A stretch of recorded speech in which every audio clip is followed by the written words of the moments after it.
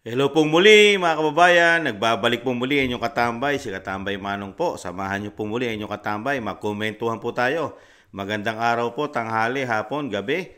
Madaling araw po sa atin lahat, saan man sulok ng bansa o mundo tayo naroon. Naway maingatan po tayo mga kababayan. Ibang klase na po, ito po, komentuhan po natin. Ibang klase na po ang Pangulo mga katambay. Nagbanta pa, may pagbabanta pa po o nagbabala. Nagbanta, nagbabala ang ang Pangulong Marcos Jr. na malaki raw po ang posibilidad na posibleng mag-shutdown po ang ating gobyerno pag pinaburan. Biruin niyo 'yon. Para ka nagbabanta pag pinaburan ng Supreme Court na mali ang ginawa nyo ay nagbababala ka na isa-shutdown o masya-shutdown ng gobyerno natin, mga kababayan. Ibang klase. Para pong binagbabantaan ng Supreme Court na pagka ang Supreme Court yata ay mali at hindi papabor sa gobyerno o dito sa bagong Pilipinas ay mag-shutdown ng gobyerno. Ibang klase, no? Para bang sinasabi na wala kayong ginawang mali. Tapos ang Supreme Court pa ang lalabas na may pagkakamali. Pagka ito'y hindi naging pabor sa inyo, ibang klase po yata ating Pangulo. Mahirap po pala pagka ang Pangulo po pala ng Pilipinas ay hindi isang abogado, mga kababayan. Pati po yata ang trabaho po ng Supreme Court na mga abogado, mga justices, ay mukha po yatang kinu-question na rin, mga katamay. May pagbabanta pa, may babala, ibang klase. Painggan po natin ang balita. Ipinahayag ni Pangulong Ferdinand Marcos Jr., walang nakahandang contingency plan ang pamahalaan sakaling ideklarang unconstitutional ng Korte Suprema ang 2025 General Appropriations Act. Ayon sa Pangulo, maaring maging dahilan ito para maantala ang operasyon ng pamahalaan. Gayunpaman, kumpiyansa ang Pangulo sa legalidad ng 2025 GAA.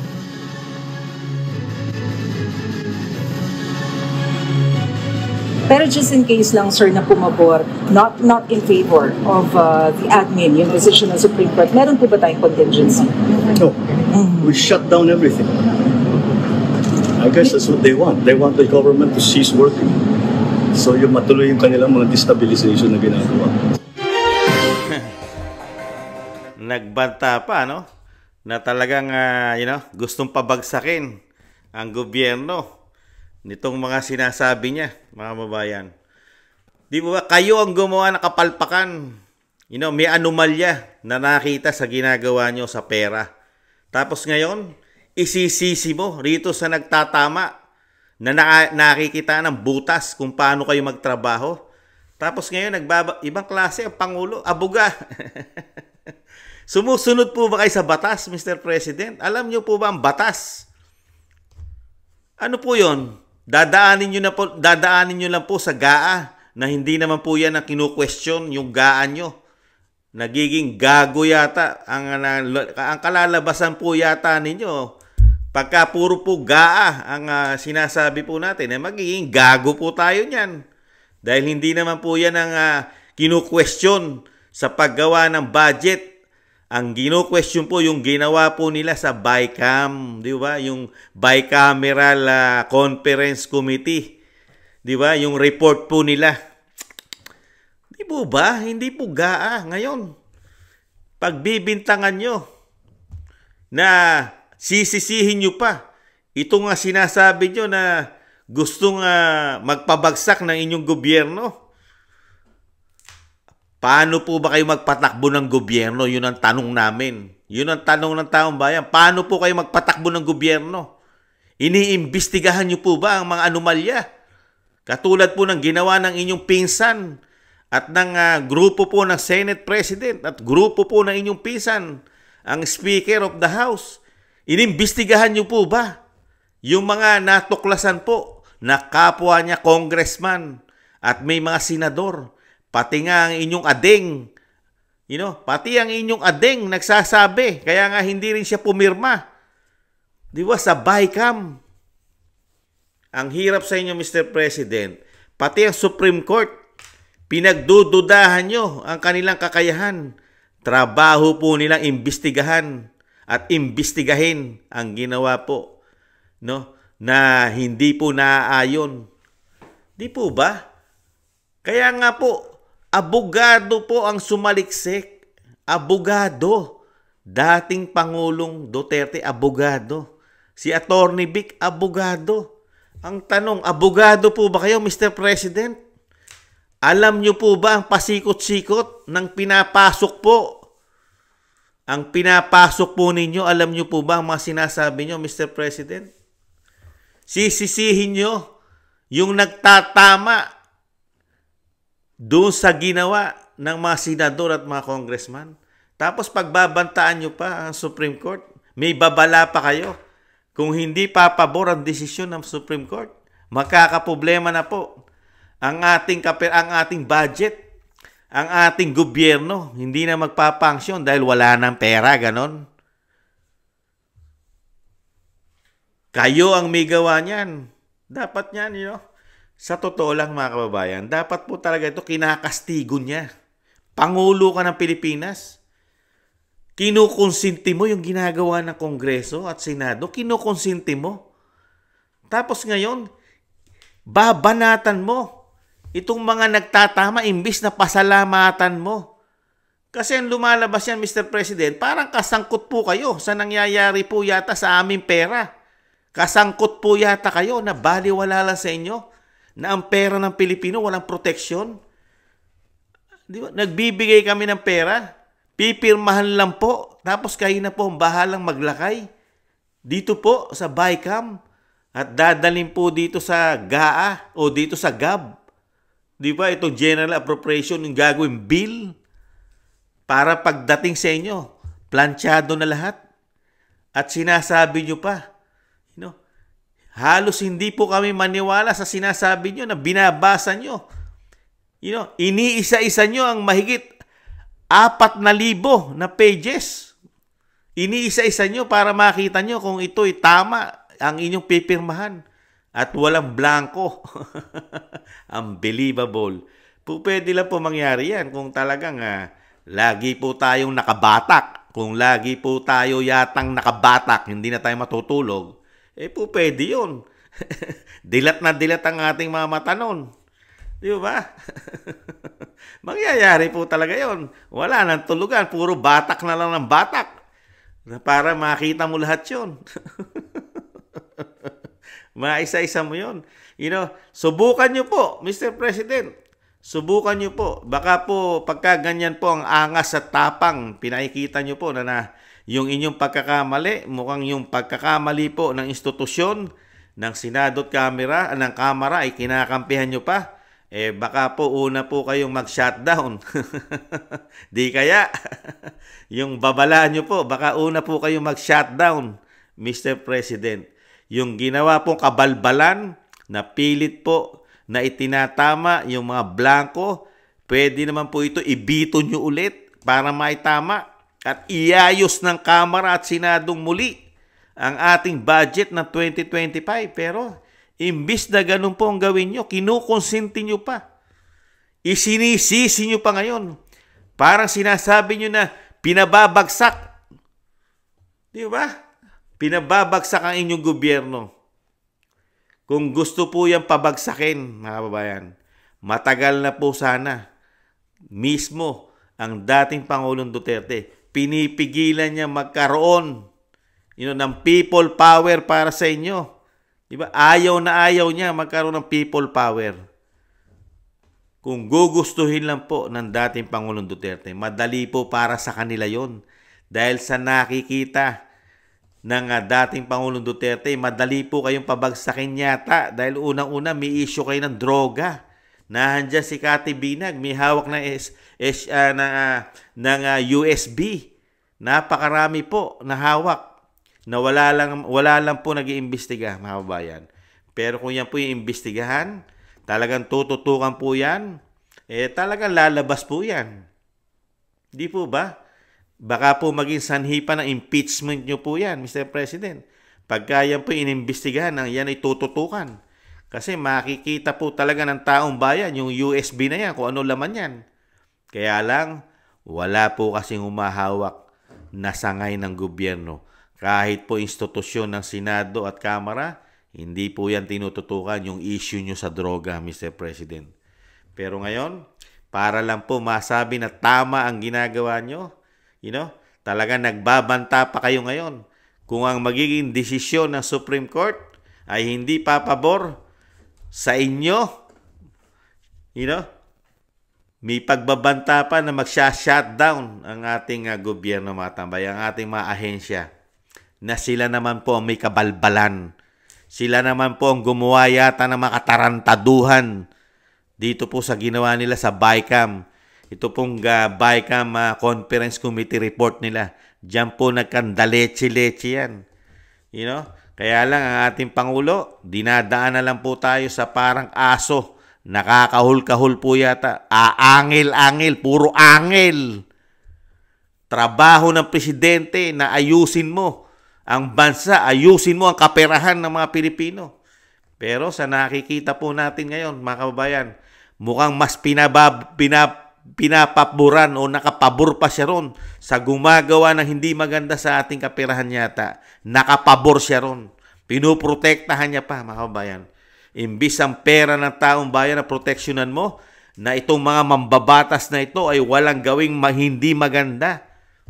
Hindi pagplanuhan, hindi lagyan ng mga extraordinary ang budgeting natin. Kamukha ng ginawa nila sa DepEd nung ang Vice President pa ang Secretary dyan.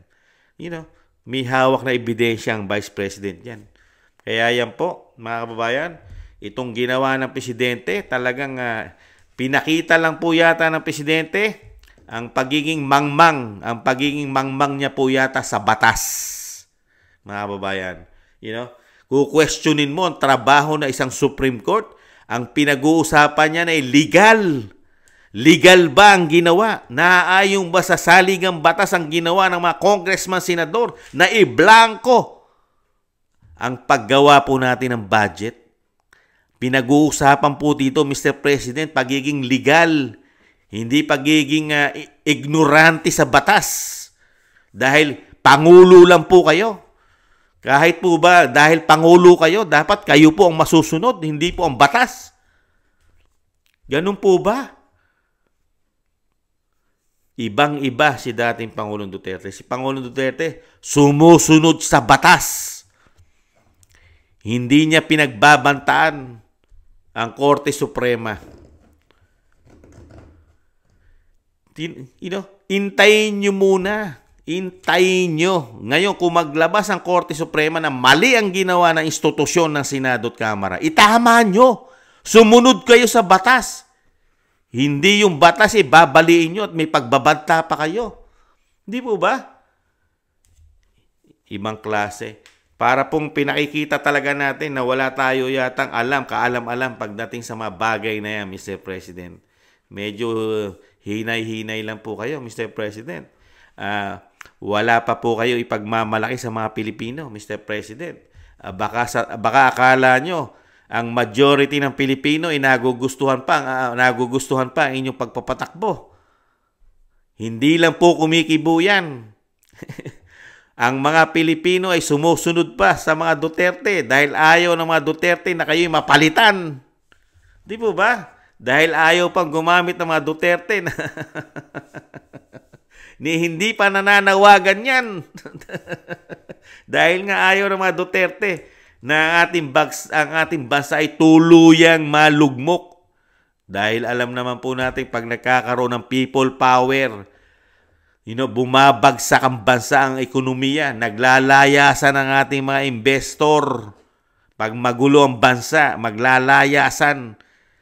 Mararanasan natin ang naranasan natin nung panahon na nagkaroon ng pag-aklas ang taong bayan, 1986 at panahon po ni Erap. Bagsak ang ekonomiya. Lalong magugutom mga Pilipino. Bagsak na nga ekonomiya. Ang tataas na ng bilihin ang ating bayarin tapos isasabay mo pa. Di mo ba? Ang pinakamagandang nakikita dyan ni Pangulong Duterte, sa mga bagay na ganyan, impeachment. I-impeach. Palitan. Palitan, i-impeach. Ngayon, kung hindi na po natin mapipigilan ang sandatahan lakas, hindi natin hawak ang kanilang kalooban, sila na po ang gagawa ng paraan. Kaya lang, sa panahon po natin ngayon, ay nakikita po ng taong bayan na kontrolado po at walang kibo. Hindi kumikibo ang men in uniform po natin ngayon. Tahimik sila. Tahimik po sa nangyayari po, lalo sa issue ng ating gobyerno, lalo sa kaperahan ng taong bayan, mga kabayan. Kaya dito po sa ginawa ng Pangulong Marcos, talagang ipinakita niya lang po na ang kanyang kakayahan ay hindi katulad po ng kakayahan ni dating Pangulong Duterte na isang abogado, isang magaling na prosecutor. Ang Pangulong Marcos nagsasalita mukha yatang hindi po naaayon po sa batas, mga kababayan. Dinala sa tamang proper forum ang issue, dinulog sa Korte Suprema, pero ang Pangulo mukhang hindi niya po nagugustuhan na dalhin ito sa Korte Suprema, mga kabayan. At may pagbabanta pa. May pagbabanta at nagbababala pa na posibleng ma-shutdown. Pero sila naman po ang may kagagawa nun.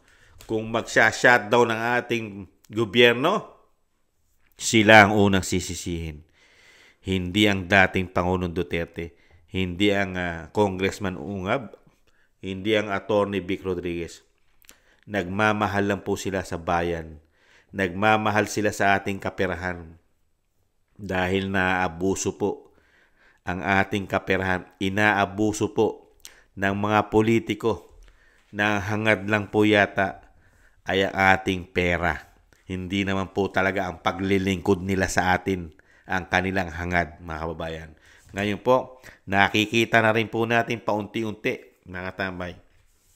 Malaki na nga po ang pagkukulang ng ating gobyerno, magtatatlong taon na wala pong natutupad halos sa mga pangako.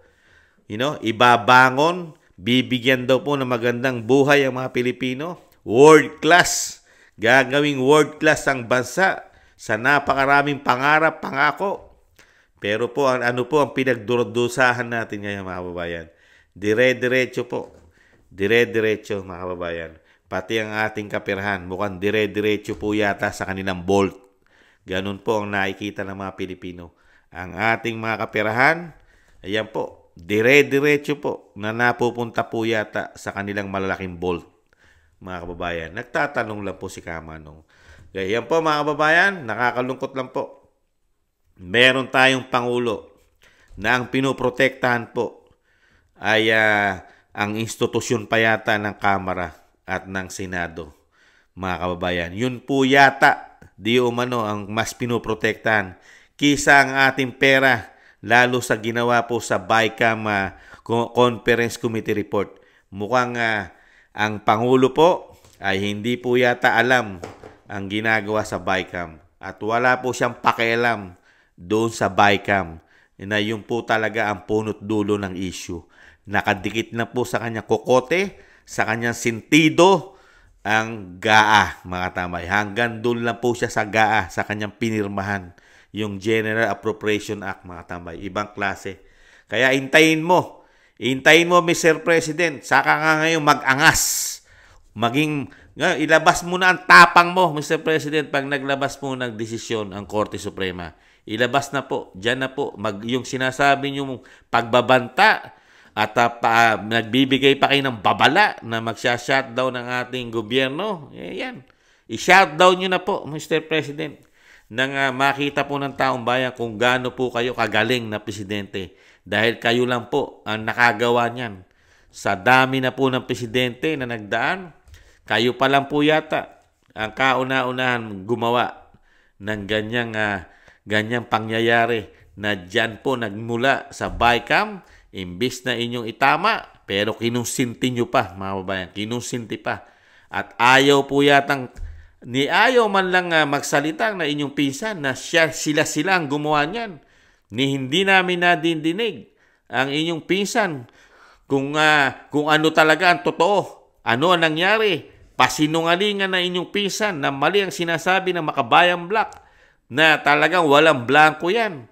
Pati ang sinasabi ng mga senador, pati ang inyong kapatid na si Adeng. Bakit hindi pumirma dyan? Di ba? Kung yan ay tama ang inyong paggawa sa aming budget, wala sanang anomalya yan. Walang usok. Di po ba? Kaya lang, kahit ano gawin nyo. Kahit ano gawin nyo, mag-angas ka man ng mag-angas, Mr. President. Huli na ang lahat. Huli na ang lahat. Napatunayan ng mga Pilipino na talaga po pala yung inyong pagiging presidente ay questionable po pala, Mr. President. Tama po pala yung sinabi ni BP Sara. Hindi po yata kayo marunong maging presidente. Mismo, nakita ng Vice President yan na hindi po kayo marunong maging presidente yata, mga kabayan. Nakakalungkot. Napakatapang ng ating Pangulo. Napakatapang magsalita na talagang nagbabala pa na masya-shutdown ng ating gobyerno. Kabalbalan nila. Parang tinakot pa at tinatakot mo pa ang Supreme Court. Ibang klase, no? Supreme Court pa tinakot mo. Yun ay maalam sa batas. Kayo naman hindi nakatapos. Hindi po kayo abogado, Mr. President. Tatakutin mo yung mga nagsunog ng kilay para sa ating batas, sana ang Supreme Court hindi matakot sa presidente. Di ba, mga tambay? Muli po si Katambay Manong. Maraming salamat po sa gusto po ng ating Tambayang Makabayan sa YouTube at TikTok. At ganoon din po sa mga nagko-comment, like, share, subscribe. Maraming salamat po, mga kababayan. Talagang ganun po, mga kababayan. Meron po tayo naging presidente na talagang very special po yata, mga tambay. Very special na nagkaroon po tayo ng presidente na hindi po marunong tumanggap ng pagkakamali. At lahat po ng kanyang nakapaligid sa kanya, unang-una po siyang magbibigay ng proteksyon, mga kabayan. Kahit po ito, lumalabag na yata sa batas. Puproteksyonan niya gamit ang kanyang pagiging presidente yata. Sa bagong Pilipinas, bawal na bawal po ang magkakaroon po ng issue, lalo po sa kaperahan. Bawal na bawal sa kanila. Lahat po sila'y matuwid. Lahat po sila'y matuwid. Walang pagkakasala. Walang pagkakamali. Muli po, paalam. Bye-bye. Nga tanawa.